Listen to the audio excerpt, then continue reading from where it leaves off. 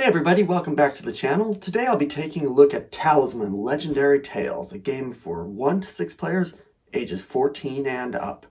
The initial setup takes a little bit of time, so I'll take a look at that. But the first thing you need to do is punch out and sort about 1,000,000 little punch outs. So let's take a look at that, and then we'll get to the rules of the actual game. Okay, as you can see, I already have everything sorted, so I'll just show you real quick what you do. The first thing you need to do is set up all 6 characters.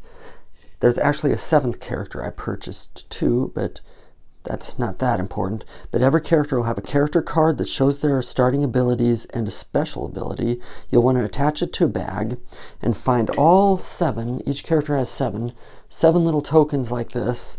You'll use those during the game. They go in the bag. Every character also has a male and female version of themselves. I put those in the bag as well so that you can find them easier during gameplay. So you got all 6 characters in bags. One step down. The next step is to find these circle treasure cards. There are 24 of those. You put them in a bag as well. The game comes with 7 black bags, 6 for the characters, 1 for the treasure. Since I have a 7th character, I'm using my own bag for the treasure bag. You attach the little treasure icon to it, put those in there, and there they will stay. You won't have to do this again, usually, except a little bit of setup after a game.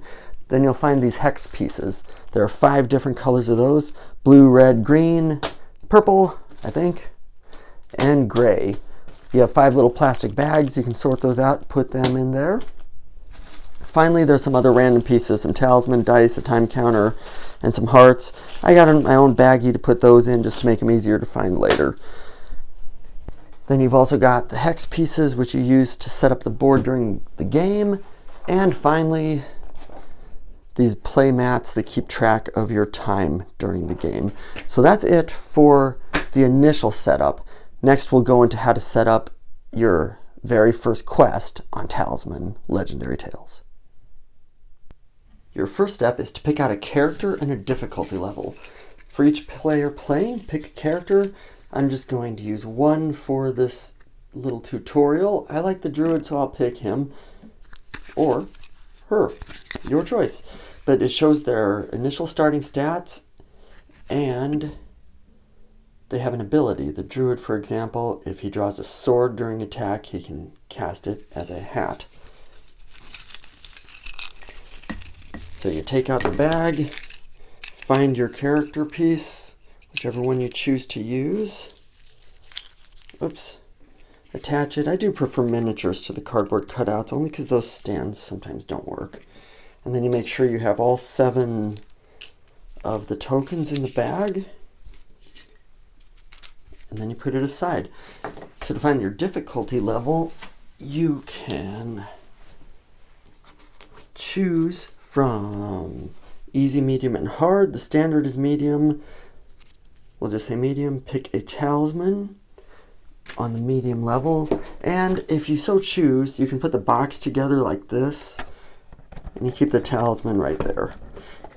This is a single adventure game, but every level gets a little harder. So if you want to play all 5 levels, you can keep track of your difficulty level for each one and add them up at the end. So you would stack them like this, add them up at the end, and see how many talisman stars you got. I don't do that because it's just one more thing in the way, so I'm going to toss the box aside for now. And just know that when we set up, we'll play usually on difficulty level 2. The game has these placemats. If you're going to do, we'll start with level 1, but as you see, they say adventure level 1, 2, or 3. And these placemats have a couple of things on them. They will have 3 quests that you do. The first quest is on the first page, and when you complete it, you flip it over. Complete that, and you win the game. And it shows you your starting time location. So what is a time location? The time location is very important because it's the only way you lose the game is if you take too long for the timer to advance. So when you start the game, you pick your difficulty level, 1, 2, or 3, and the time counter starts there. There's a couple of things that will cause that to increase or even decrease. But if you don't win the missions before you get to the end, you lose. And when you complete this first mission, you flip it, and it gives you a little bit more time. So we'll put this aside, and it tells us the actual quests. You place your time counter there. Then you finally find the hexes that match the level. So level 1 are the purple ones. Dump those out to where you can use them. And now we're almost ready to set up the board. The board setup is in the instruction book. The second half is called the Book of Adventures. You find your adventure. It has a corresponding map. It shows you a map, and it shows you where to place the pieces. So you can see those blue pieces are on certain locations. So I'll set up a map right now. Well, it's a little difficult to get this all to fit on this coffee table, but I think we got it. So the instruction book will also give your character's starting location. In this case, it is the hovel, which is right here. And it'll tell you the next step of the setup, which is usually the placement of the pieces and what to do. So in this, for example, you take the 22 blue adventure tokens, you take 11 of them that have this one round circle, and 11 that have a jagged edge circle, and then you place them where it says to place them. You shuffle them up and drop them on the board. We'll do that right now. The other ones with the jagged edge are put aside for after you flip over the board. So now we're actually ready to play. So your goal is to do what's on this first board, then you flip the board and do there's 2 steps on the next side to win the game and get the talisman. And now you can actually start playing. So a turn consists of 3 moves. One is the travel phase, where you can roll the dice. And the dice has 2 symbols that are non-standard. And the 6th spot is a whirlwind. That lets you transfer to any spot on the board. And the hourglass, if you roll a 4, you still move 4 spaces, but you advance the hourglass by 1. And so you don't want it to advance too quick, or you lose the game. That's the movement phase. Also, some other rules on the movement phase. You can only go along the path, so you can't jump from, say, this spot to that spot, because there's no path. You can only go on the path. You can move up to the number you roll. You have to stop if you find a hex card that's face up. If they're face down, you can keep moving. And if you start on a space that has face up ones, you don't have to encounter it if you choose. And you can skip your move phase. So if you're on a space and want to encounter what's there, you can skip your travel phase, it's called, and encounter it. When you land on a space with any face down hex pieces, you flip them over, but you don't encounter them until your next turn. That is the movement phase. The next phase is the encounter phase. Encounter is where you fight the monsters, if there's any monsters there, and then the third step is to retrieve any treasures that are left on the space. You can't retrieve a treasure until you have defeated all the monsters. So, before we do a few sample turns, we'll look at this first quest. You have the first quest, you have a little fancy description what's going on, but basically there's 3 fairies out there. They turned evil, they stole the talisman. This alchemist will give you a potion to turn the fairies good, but to make the potion, he needs you to find 3 special herbs and bring them back to him at the Havel. So that's all you do. You take the game, you go over the board. As soon as you find 3 of those herbs, so you find 3 of those herbs, you bring them back. So I'll do a couple of sample turns so we can show how to fight a monster. But you have your travel phase, you roll a 2, so you can go 2 spots. We'll go 1, 2, and I will actually turn it over. That is the end of the turn. It's just a 1-player sample I'm doing, so I'll just keep going. But here's our treasure bag. And here's our encounter bag. So what we're going to do on the next turn is skip the travel phase, so you don't roll, but you encounter what's there. So what's there is a bat. And the way you defeat a creature, you draw items from your bag randomly, and if they have that symbol, you beat them. So on your turn, when you're encountering, you draw 3 tokens from your bag. Even if you only need 1, you only draw 3. And you don't use these again until they're put back in your bag. So in this case, we draw a sword and 2 hats. Well, you only need 1 hat to defeat the monster, so we did. So the monster is just out of the game. And you keep these pieces by you. You can't use them again until they're returned to your bag. After you defeat the monster, you get to draw a treasure. The treasures are usually just going to be more powerful cards. So this one has a sword, and it has an hourglass with an X through it. So that X means if you would have lost a time counter this turn, you don't. It negates your time counter. But whenever you draw a treasure, you can either put it in your own bag, or if you're playing with multiple players, you can choose any other player's bag to put it in. So we'll put it in ours. And now you might wonder, how do you get these tokens back in your bag? Whenever you're required to draw, or any player is required to draw, you can decide to put your tokens back in your bag. You can't pick which ones. It's either all or none. So I won't put any back in this bag, and we'll resume the game. We have our travel phase. Oh, it rolls a whirlwind. Perfect. Take the whirlwind all the way up here to the fairy pool. And when you land on a space with uncovered ones, you turn them over, and that's the end of the turn. So for the next turn, we'll skip the travel phase. But again, you don't have to. Even if you have ones that are uncovered, you can move away from them. But I'm not going to, because I want to get some treasure. So we draw three icons from our bag. Oh, and the druid has this ability that if you draw a sword, you can use it as a hat instead. But to be honest, it'd be better if it was the other way around. So we randomly pick our three items, and let's look at them. Okay, we have another one where if you would lose a turn, or lose a time counter this turn, it doesn't count.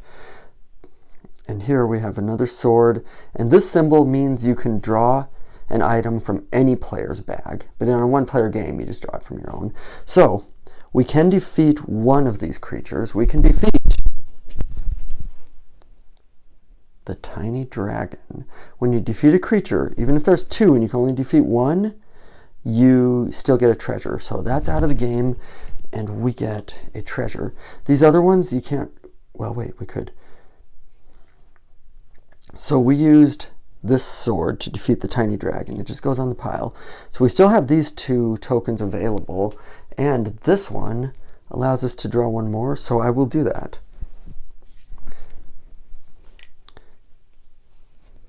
And it is, oh, it is a time counter. So that means hourglass symbol. So that means your time counter moves 1. So here we go, 3. So that's how you advance your time counter. If you draw a token with an hourglass, some monsters have hourglasses on them too, or if you roll a 4, like I think I said that, but then it advances. So we cannot defeat the giant spider. So the spider stays on the spot, and that's it. And that's the end of the turn. So next turn, I'm still going to choose to stay on that spot. But before encountering it, I'm going to shuffle these up and put them back in the bag. And I didn't remember to draw a treasure token when I defeated the tiny dragon, so let's do that. Let's try to do that. My fumble fingers don't want to grab one. There we go. And you always can look at what you got. So this one, that symbol will give you a time counter back. So you would actually move it back if you draw this from your bag. And then that plus means you can optionally draw another token from your bag if you choose. Put that in there, shake it up, and now it's time to encounter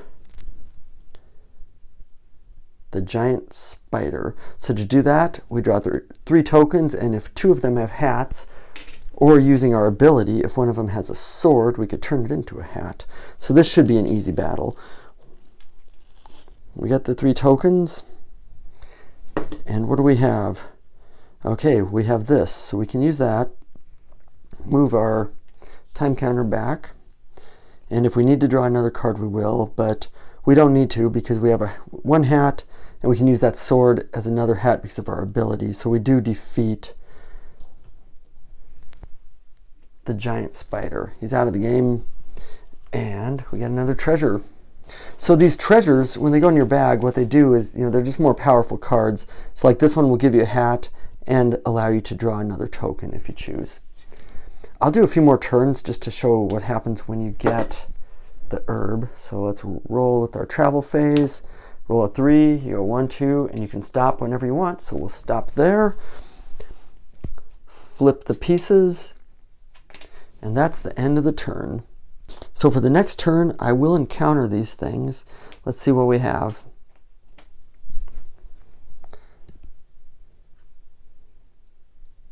A crow, which takes 1 hat to kill, and a poisonous snake, which takes a hat and a sword. So, gonna fight them, and the way you fight, you draw your 3. 1. I almost wish there was a better way to do this, like one that would involve dice. Instead of these tokens just come with a whole bunch of dice. But okay, so I think we do this. So again, this symbol means if we lose a time counter this turn, we don't. But to defeat, I think we do it. We need 2 hats and a sword to defeat them all, and that's what we got. So that's good. We defeated them both. They're out of the game, and we get 2 treasures. You get 1 treasure for each monster. Take a look at those treasures. Oh, this is cool, I guess. It would let you draw 2 more pieces. And then this will let you have, the crown will let you have 2 more. Do you recognize, if you played Talisman, any edition really, you'll recognize the names of the locations and the items. I'm going to put all of the tokens back in the bag at my next encounter. Let's do it now so I don't forget. Let's do our next travel phase. We got a 2. 2 will get us to the cave. And in the cave, we finally have an herb. So there's no monsters on that space. So there's no encounter phase. And step 3, we can just take the herb. And when you take it, you place it here. So you play like that until you get all 3 herbs or until the time counter's out and you lose the game. Once all 3 herbs are done, I'm not going to do that whole phase, but we could just pretend, yeah, let's pretend we got them all. Let's see if we can guess where the rest of them are. Okay, so pretend we got all 3 herbs, we go to the hovel, we talk to the alchemist, and then we flip the card. So then the alchemist will give us new rules, and in this case, you leave any uncovered hexes on the board in case you encounter them in quest 2. So on this one, we take the jagged edge ones, and it has some fairies with it, and it tells us how to set it up. But that's really the whole gist of the game. One thing I forgot to say is when you flip it, you have to make sure you know where your time counter was. Here it was on the 2 in this one. So you flip it. If you're still on the 2, there you go. But that's it for how to play Talisman Legendary Tales. It is really fun. I love the mechanics to it, but I'm going to tell you what I hate about it. I hate that it's too easy. The game is way too easy. I've played the first 2 levels. Maybe it gets harder as you go, but the first time I got through the first adventure, my time counter was still on the 4. The second time I played the second adventure, and my time counter was on the 6. So it's really easy. I haven't found a lot of challenge to it. Maybe I need to play it with my kids. Maybe when you play with more characters, you're rolling more dice. What I would do to make it more challenging, I would say you still have to roll even if you skip your movement phase, because then there's always a chance of doing that, rolling a 4 and advancing your time counter. But maybe it does get harder. And now I'll just say once again what you do. If you complete it, you get your talisman, and if you want, you can keep it set up, put your talisman piece in here, and then collect the talismans as you go. They have a little, I'll find that in the book real quick. They have a little chart at the end. After you've beat all 5 adventures, if you have, I get this to fit there, if you have 15, you're legendary. If you add up the stars on your talisman, if you do everything with just 2, you'll still just be heroic, I guess. I don't know. Oh well, but that's really all there is to the game. It's fun. I will do a solo play at some point, and some point soon actually, but I don't know if I'll do one level at a time or maybe a couple at a time or maybe just do the harder ones. But that will do it for now. I'll be back with another video soon. So until then, if you'd like to support us, you can like this video and subscribe. If you'd like to check us out on the web, it's tabletopjason.com. And if you'd like to see the card game I created, 52 Dragons, check out 52dragons.com, where you can see sample cards. You can buy the game, or you can sign up for Patreon to receive new and exclusive cards each and every month. I'll be back soon, so thanks for watching.